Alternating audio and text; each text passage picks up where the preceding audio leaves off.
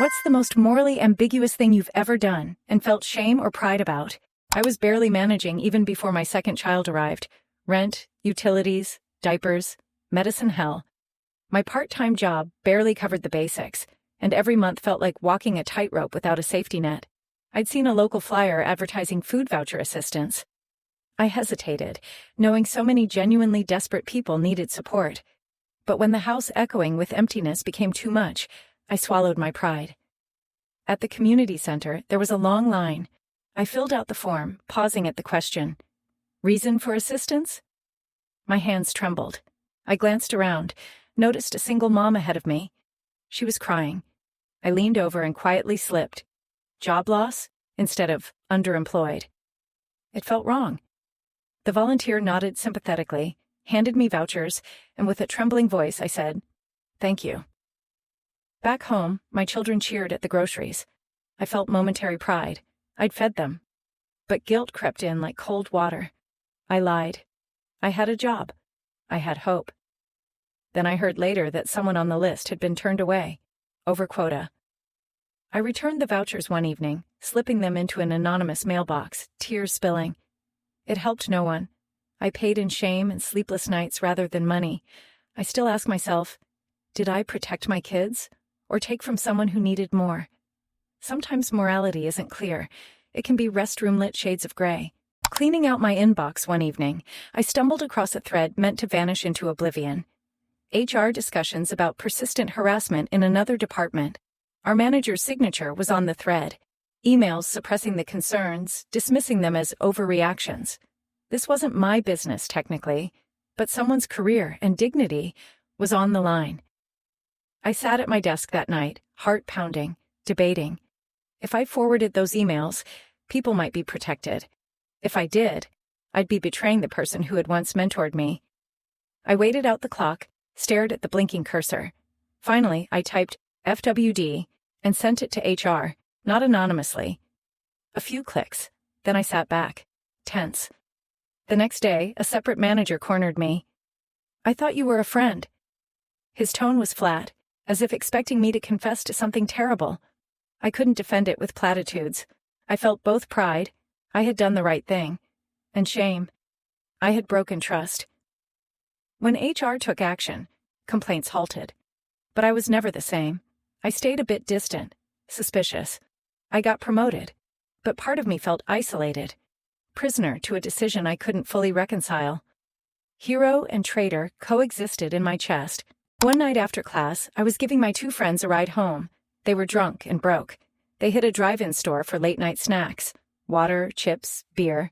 When the cashier added up the total, they sheepishly dug through pockets and wallets. They were 15 cents short. The clerk looked at me. I realized it was her second night shift, groceries piling at home. I slid my card across the scanner, hiding the action behind a laugh at my friend's desperation. They high-fived me in the car. I felt like a hero. But later, guilt washed over me. That evening, I balanced the register cash by moving coins around to account for the extra dollars, withdrawing small amounts afterward. I had cheated the store. I kept telling myself it was for my friends. They were struggling. But the clerk's tired eyes replayed in my mind. Weeks later, I bought her a coffee anonymously with leftover change. She smiled, and in her eyes I saw relief. But I didn't find absolution. I realized compassion doesn't demand lying or theft, but sometimes people justify it. My niece, Lucy, struggled with math. She was brilliant with arts and music, but numbers crushed her. One night, I sat with her at the kitchen table. She stared blankly at geometry problems, frustration, and tears swelling. I gently guided her through the first few, but the last one, she couldn't get it. She looked at the blank page. I hesitated. Then I wrote the answer for her. She lit up. I did it. I felt a surge of pride. She smiled and hugged me. Her success felt precious. But the next day, I got a notification. Parent alert. Math grades improved suspiciously fast. Immediately, I felt shame. Not for helping, but for robbing her of the struggle that builds real mastery. Instead of teaching grit, I taught dishonesty. I sent the teacher an email confessing my role, offered to tutor her properly moving forward. The teacher responded with relief and understanding. But the smallest seed of doubt had penetrated Lucy's confidence. Now, I tutor her regularly, But also, we celebrate the attempts regardless of outcome. Because sometimes teaching the process matters more than solving the problem. I used to work graveyard shift at a convenience store to pay my tuition. One night around 2 a.m., a middle-aged man stumbled in. He looked lost, sunken eyes, unshaven, as if life had worn him down. He asked for hot coffee and a sandwich, counted out $9 measly, but was short. He paused, staring at the register briefly, embarrassed. I had $12 in my pocket. My rent cushion. I handed him $3 in change, pretending the machine malfunctioned. Later, on the way home, I played the moment back in my mind. I'd saved him from embarrassment, proud myself for caring, but also betrayed the trust of my employer. Every miscount was my fingerprint. In the following days, the register had tiny shortages. I covered them quietly, depositing small amounts from my own pocket. I justified that I'd saved a man's dignity, but I'd used my privileges to commit theft. I didn't get fired. I wasn't caught. But the weight followed me, balancing compassion and wrongdoing, pride and guilt. I left that job soon after, unable to carry that quiet crime anymore. I still think about the man's relieved smile and feel the sting of the cash I took to make it happen. My sister got married on a hot July Saturday. I was the maid of honor, responsible for hundreds of details. 2 days before the ceremony, the vintage dress I'd rented arrived horribly stained. In a minor panic, I told my sister it looked fine from afar. I dyed it black myself, hoping the color masked the marks. It worked. Kind of. At the wedding, I was the only one wearing a dark dress among light pastel gowns. I lingered in corners where shadows hid the uneven dye. I felt pride in rescuing the situation, but shame it wasn't perfect. And worse, I had deceived my sister on her most important day. When she hugged me on the dance floor, she whispered, "You saved me." I forced a smile. My heart twisted. I didn't admit the truth until 8 months later. I confessed, "I lied to your face." She laughed, then cried, then said, "I trust you enough to know you did it out of love." That stung less but taught me. Moral ambiguity often begins in kindness but ends in confession. We both forgave, but I never wore that dress again. I volunteered to organize an art fundraiser. I was in charge of pricing paintings donated by local artists. Most suggested prices, but I tweaked them upward. Just 10–20% on behalf of the charity, I told myself. The night of the event, dozens of artworks sold, some at overvalued prices. The charity raised more money than ever before. I was proud, until I realized one painting went for nearly 3 times its fair market value. The artist, a college kid, later told me she felt weird when she saw her work sold so cheaply on resale sites. I'd lied on her behalf, taken integrity in exchange for profit.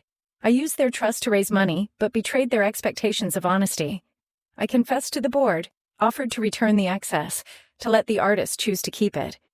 They accepted. We salvaged our integrity. But I never organized an event again, because even intentions can't excuse inflated deceit. As a new mom, I agonized over every decision. One night, on a long road trip, my toddler started crying uncontrollably. I checked every strap, every buckle, the seat was installed properly, but she refused to calm down. Ahead, a rickety old car seat hanging from a curb caught my eye. A quick judgment. Unloved, worn, but intact. I pulled over and switched the seats, replacing the pristine but uncomfortable one with a battered but familiar older seat that belonged in my grandmother's basement. My daughter calmed within minutes. I had done something right, but also illegal. The old seat lacked current safety standards. I knowingly risked her safety for immediate peace. That night, I slept with trembling guilt. My pride in restoring calm felt hollow compared to what could have been a tragedy. The next day, I bought a certified new seat, donated the old one, and buried the memory of that choice. But I still catch myself at traffic stops, eyes flicking to the back seat, wondering about the line I crossed. At the end of every semester, the university bookstore held a return window. I'd bought a thick textbook for $200, but the class syllabus changed, no more refunds. Yet I still needed the cash. I went anyway, slipped the receipt into the return bin, and claimed wrong edition. The cashier processed the return without much fuss and handed me the refund. Holding those crisp bills, I felt a mix. Relief at the money, fear whispering at the edges. I'd broken a policy but served my budget. In the following days, I justified it. Students got squeezed too often. But guilt grew. I'd taken from the store, which helped underfunded departments. I hadn't earned the refund. It was theft in academic guise. A week later, I found the receipt in my wallet and returned the money in cash to the counter anonymously. The bookstore manager said nothing, but the relief inside me was more about integrity than money. I still think about the faces of students who used those funds honestly. I was proud of doing the right thing, after the fact, but ashamed I'd sunk that low. I was a nurse working night shifts in a busy ER. One night, a coworker accidentally administered the wrong dosage of medication to an elderly patient. They quietly corrected it before any harm was done. We both knew it, but no one else did. The administration launched a review, asking staff to report any near misses immediately. My coworker looked at me, fear in their eyes, and whispered, "This stays between us." I chose to stay silent. Reporting them would mean disciplinary action, possible revocation of their certification.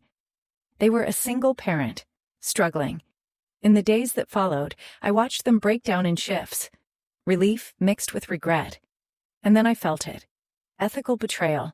I'd swung the scales between empathy and duty, and the scales fell on silence. Weeks later, the audit ended with a reminder, not a reprimand. My coworker kept their license. I felt relief, but also guilt. I'd protected someone, yes, but had I betrayed my profession, or the patient? That gray choice lingered every time I administered a drug. My husband and I cared for his aging mother. She had dementia. She wandered, forgot things, panicked. The stress was overwhelming, but we had no choice. One month, we couldn't afford paid help, so I took unpaid personal leave. When the bill came, my husband printed an itemized list of my time off, shaved from both our incomes. He submitted paperwork and earned small compensation from his employer's hardship fund. I felt used. He'd monetized my sacrifice. It funded late-night coffee runs and groceries, but at the cost of my unpaid labor being reshaped into a statistic. I confronted him gently. I didn't agree to become a line item. He answered, tearful, "I wanted to help. You didn't ask for help."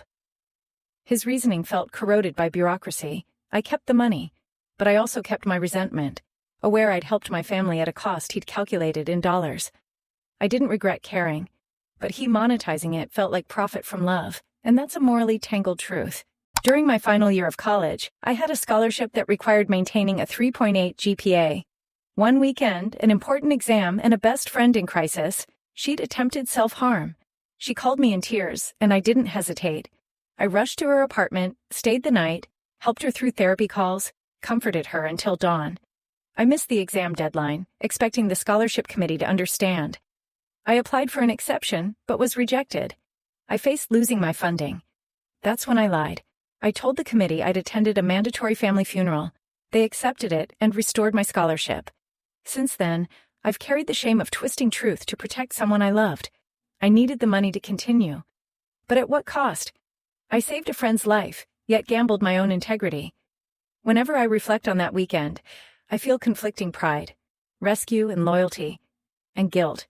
My truth became something I couldn't share. And some lies, even small ones, haunt the soul.